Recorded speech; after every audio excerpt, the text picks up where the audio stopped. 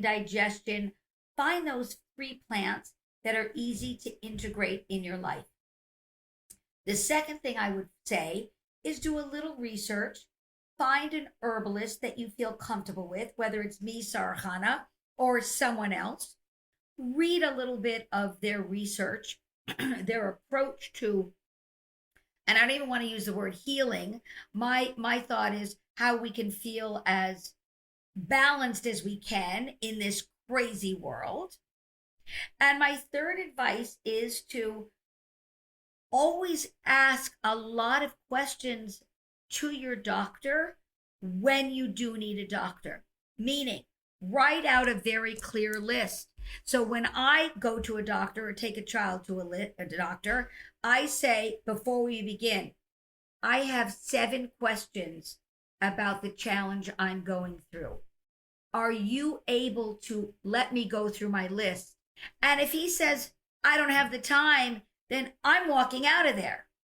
And I choose only doctors that will allow me to ask the questions so I'm as educated as possible with my challenge. So number 1, find 3 plants that you resonate with.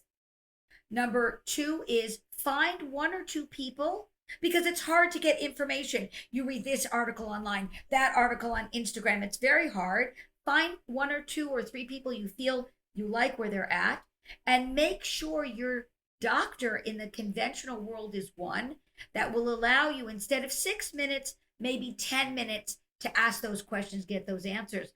And I think if we all did this, we'd feel empowered. And since you are in business, Sanger, one of the things I wanted to say was, before COVID, I had a lot of businessmen that would fly to China. That's what they did. And they were always a little bit afraid if they got a migraine or got something else in China. A, they don't speak the language. B, who do they trust? Yeah. So they would always travel, by the way, with 1 tincture, which is an herb in liquid form, 1 tea, and maybe 1 powdered herb. So this was so easy to travel with. And all they had to do was send me an email and say, oh gosh, Sara-Chana, like I'm feeling a little bit nauseous. I must have eaten something that didn't resonate with me. So my clients always traveled with cinnamon and capsules. Cinnamon and capsules in studies can kill E. coli bacteria and salmonella. So if you're traveling to Mexico and eat something or drink some water, you're not doing well, you've got some cinnamon to take. Does that make sense? Oh, absolutely. They would also carry some black charcoal, also if they had stomach problems. So this is empowering people to make that decision. Let me try the cinnamon for the next 12 hours. I'm in China. I'm in Mexico. I'm in the Middle East somewhere. If that doesn't work, I'm going to struggle to find a doctor that speaks English.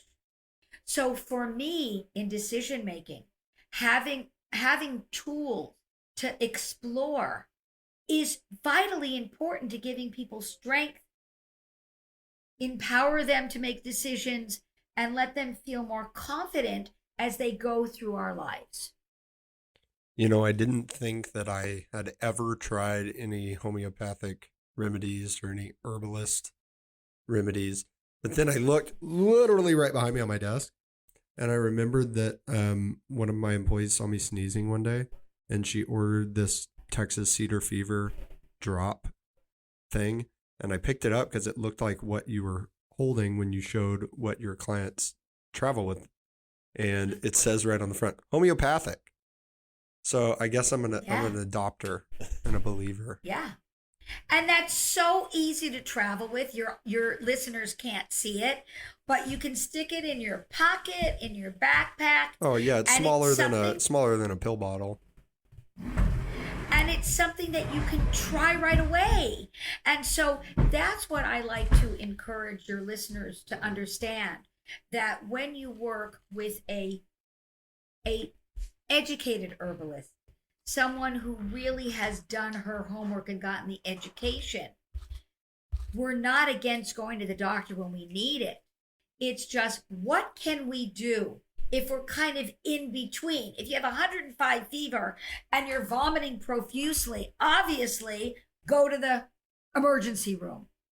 But if you feel that headache coming in, you feel you're having a little bit of allergies, that's where botanical medicine shines, because antihistamines can make you have dry mouth. They can make you have sleep issues. They only work for 12 hours. The second the 12 hours ends, boom, your eyes are itchy again. But if you take an herbal medicine like freeze-dried nettles, it's 2 capsules 3 times a day. My clients find they don't have any of those side effects. They may have to take it a little more throughout the day, but if they take it right before the allergy season comes, their decision is, I'm going to take my nettles and see if I have an easier allergy season. So that's what I want people to know about, because it's all here for us. You know, I live in Brooklyn, New York. And when I first started learning herbal medicine, I was in Midtown Manhattan, and everybody was like coming from Westchester County, where it's gorgeous. I don't know if you know the area, coming from Connecticut, in these gorgeous, rural, beautiful areas. And I'm like a Brooklynite. And so she said, if you want to heal a person, see what grows around their house. So I stomped over to her in my high heels right after class. I'm like, really? Have you been to Brooklyn? Well, we have fire escapes, we have concrete, we have cars, we got lots of dog poop. Like, which are you expecting to be the healer, right? So she handed me what was called a Peterson guide to herbal medicine, and she said, take a walk around your block. So as I went through the graffiti, tripped over, concrete that was not laid flat, I found 10 medicinal herbs growing in a 1-block radius. We had ginkgo, which helps with circulation, can help with asthma, can help with brain fog. We had burdock root growing, which helps with congested liver, helps with skin issues. There were so many plants growing in my neighborhood, it blew my mind. It blew my mind. So I really suggest that all your listeners look online and find 3 edible plants in their city. And when spring comes, just open your eyes and see what's growing around. I remember we were working once up in a Boy Scout camp, and this older man stood up and said, when I was a young boy back in Europe, my father wanted me to go to whatever form of Boy Scouts they had. And he said, I hated it. Who cared about filtering water? Who cared about building a fire? Who cared about foraging and finding edible plants in the middle of the woods? He went, pah. So World War II came, and he ran into the woods to escape. And he said that, oh my gosh, he knew which plants were poisonous. He knew which plants were edible. He knew how to filter water. And he was shocked. So when he got to the edge of the woods, and this gives me chills because it's a true story, I heard it. He said he saw behind him all these families escaping, trying to get free. And he ended up staying in the woods for over a year, teaching people which plants you could eat and which were poisonous, how to filter water, and how to safely protect yourself. So my real feeling is, know the edible plants in your area, even if you live in Brooklyn, New York. Now, I try not to make my medicines from my plants in Brooklyn. If you've ever been here, it's a little polluted. But in an emergency, I got plants to help people. If all the pharmacies were shut down, there was an herbalist in Puerto Rico who said that during the last crisis they had there, all the pharmacies were shut down. All the pharmacies were shut down. There were tons of people that were on blood pressure medicine, diabetic medicine, and they didn't have electricity for almost 12 months in certain areas in Puerto Rico. She took her little bags of plants. She went up into the villages where people were poor, and she taught them how to use the plants in their areas. How amazing is that? So that's what I want to encourage people to make the decision to know what edible plants and medicinal herbs grow in your 1-block radius. Good. Well, I'm going to be taking a walk later today, and I might just be on the lookout. I really appreciate your time. I feel like I learned a lot. Don't tell, but I haven't used this. It's been sitting on my desk. this Texas cedar fever thing. But I'll let you know. I'll give you a review, and Absolutely. I think I'll it's be worth more. a try. I'm more inspired to give it a shot now. Listening to you. Be open. Yeah, I'll try my best. Tell everybody where they can find you. So I'm the author of the book Moodtopia, Tame Your Moods with Herbal Remedies, Aromatherapy, and more. You can find me on Instagram as much as I teased it. It's Sara-Chana S. And I put up little 1-minute videos about 3 times a week just to have people start looking and seeing at plants. You can find me on my website, which is moodtopiabook.com.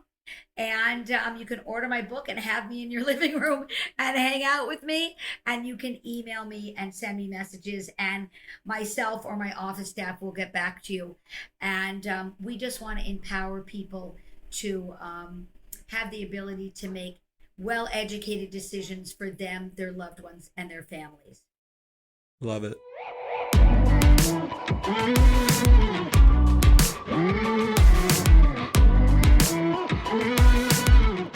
I was fully prepared to be skeptical of this whole conversation on Oh yeah, me too. homeopathy. 100%. 100%. Well, why were you skeptical? Why were you going to be skeptical? I mean, with all due respect, it's to Morgan, including to Morgan and Sarah. Morgan's a big fan. Morgan's a homeopathic believer. Hey, she's don't talk. Don't say anything bad about her.